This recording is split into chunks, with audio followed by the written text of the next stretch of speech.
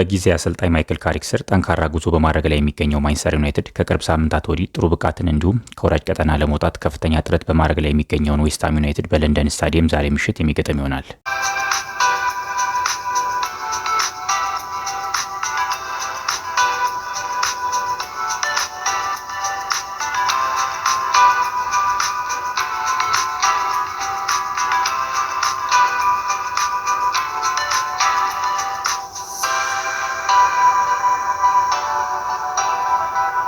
የማንቸስተር ዩናይትድን የቅርብ ጊዜ ስኬት ከማንሳታችን በፊት በአሰልጣኝ ሩበን አሞሪም ስር ቡድኑ ምን ያህል ጨዋታ ማሸነፍ እንዲሁም 3 ነጥብ ይዞ መውጣት እጅግ አስቸጋሪና ከባድ እንደነበር የሚታወስ ሲሆን ነገር ግን የዩናይትድ አነስተኛ ሼር ሆልደር ባለቤት የሆኑ ሰር ጂም ራትክሊፍ እና የኢኔos ማኔጅመንት ቡድን የክለቡን ውጤት እንዲሁም አስተዳደራዊ ቀውስ ለመፍታት በአስቸጋሪ ወቅት ያሳለፉት ውሳኔ ለቡድኑ የሜዳ ላይ ውጤት የተሻለ ለውጥ ይዞ መምጣት ይችላል።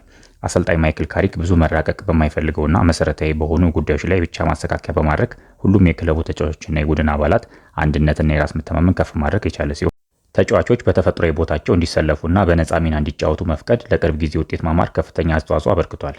አሰልጣኝ ማይክል ካሪክ የቀድሞ የልጅነት ክለቡን የሚገጥምበት ጨዋታ ሲሆን በዩናይትድ በኩል ምርጥ ብቃታቸው ላይ የሚገኙት ብሩኖ ፈርናንዴስ፣ ብሪያን እምቡሞ፣ ማቲያስ ኩኛ፣ ካርሎስ ካሲሜሮ እና ኮቢ ሜኖ የሚጠበቁ ተጫዋቾች ናቸው። በዌስትሃም በኩል ጃሬድ ቦዌን ባለፉት 5 ከዩናይትድ ጋር ባደረጋቸው ጨዋታዎች 3 ጎሎች ማስቆጠር የቻለ ሲሆን የዩናይትድን የተከላካይ መስመር ከሚረብሹ ተጫዋቾች ውስጥ አንዱ ነው። ሌላው ተጠባቂ ተጫዋች ክሪስ ኤንሶ ሰመርቪል በሁሉም ውድድሮች ለዌስትሃም ዩናይትድ ባደረጋቸው ያለፉት 5 ተከታታይ ጨዋታዎች ላይ ጎል ማስቆጠር የቻለ ሲሆን ጥሩ ብቃቱ ላይ የሚገኝ ተጫዋች ነው። የእርስ በርስ ግንኙነታቸውን ስንመለከት በሁሉም ውድድሮች ካደረጓቸው ያለፉት 5 ጨዋታዎች እያንዳንዳቸው እኩል 2 ጊዜ ማሸነፍ የቻሉ ሲሆን በአንድ ጨዋታ አቻ ተለያይተዋል። ለመጨረሻ ጊዜ በዚህ ዓመት በተገናኙበት የፕሪሚየር ሊግ ጨዋታ በዲያጎ ዳሎ ዩናይትድ ቀድሞ ጎል ማስቆጠር የቻለ ቢሆንም በሁለተኛው አጋማሽ ዌስትሃም ዩናይትድ ጎል አስቆጥሮ አንድ አቻ መለያየታቸው ይታወሳል።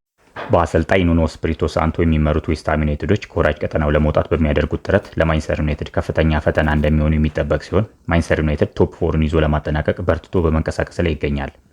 የቅርብ ጊዜ አስደናቂ የድል ጉዞንም ለማስቀጠል ወደ ሜዳ እንደሚገባም ይጠበቃል። አሰልጣኝ ማይክል ካሪክ ከዛሬው ጨዋታ በፊት በሰጠው አስተያየት የዩናይትድ የመከላከል አቅም ማደጉንና ካለፉት 4 ጨዋታዎች 2ቱን በክሊንሺት ማጠናቀቃቸውን ማድነቅ የቻለ ሲሆን ባለፉት ጨዋታዎች ሁሉንም አይነት ችግሮች በአንዴ መቅረፍ እንደማይቻል ነገር ግን ተጫዋቾች በሚገባ የሚሰጣቸውን ታክቲክ እየተገበሩ እንደሆነ ገልጿል።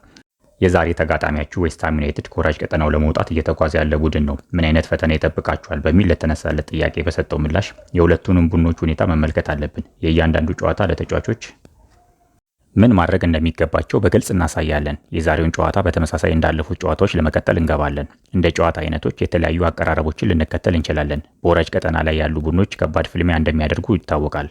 ይህም በሚገባ ተረድተን ነው ወደ ጨዋታው የምናመራው በማለት አስተያየቱን ሰጥቷል። በሚድልስቦሮ ያለ ብዙ ጨዋታዎችን ማሸነፍ ችላል። ከዛን ጊዜ የምትወስደው ልምድ አለው ተብሎ ለተጠየቁ ጥያቄ በሰጠው ምላሽ አይደለም፣ ጨዋታዎችን ስታሸነፍ ደስተኛ ትሆናለህ። ነገር ግን ትልቁ ፈተና እዚህ ደረጃ ያደረሰን ማወቅ ነው።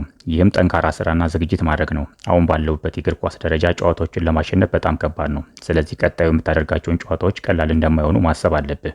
ሁላችንም ጨዋታዎችን ለማሸነፍ ከፍተኛ ፍላጎት አለን በማለት ምላሽ ሰጥቷል።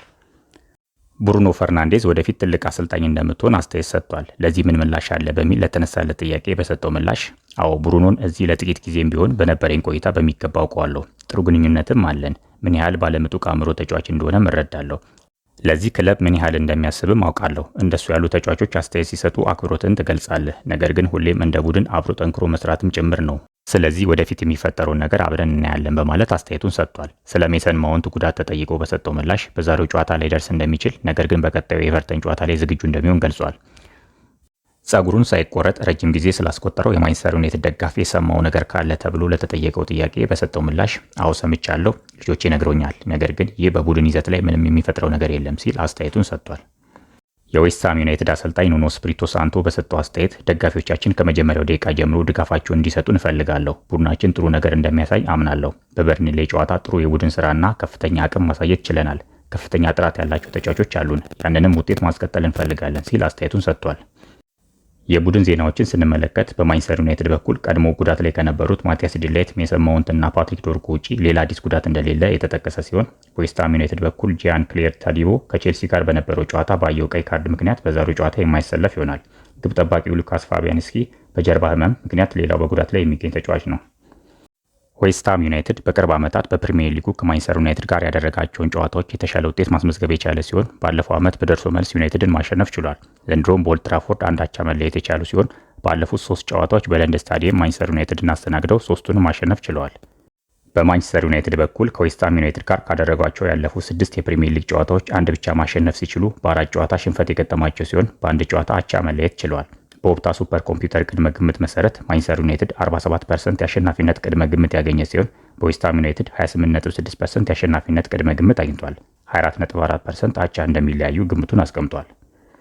ውድ አድማጮቻችን አብራችሁን ስለነበራችሁ ከልብ እናመሰግናለን። ይህን የቢማክስ ስፖርት ዩቲዩብ ቻናላችንን ሰብስክራይብ፣ ሼር እና ላይክ በማድረግ ቤተሰብ እንድትሆኑ በአክብሮት እንጠይቃለን። መልካም ጊዜ እንዲሆንላችሁ ተመኘን። ሰላም።